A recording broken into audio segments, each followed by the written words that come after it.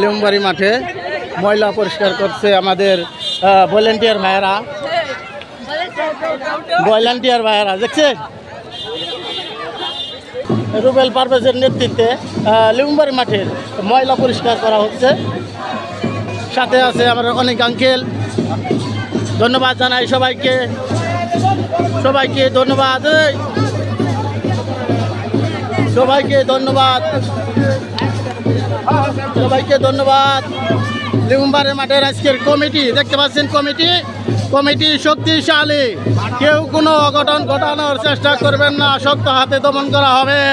ঠিক কিনা? রাগ করো না।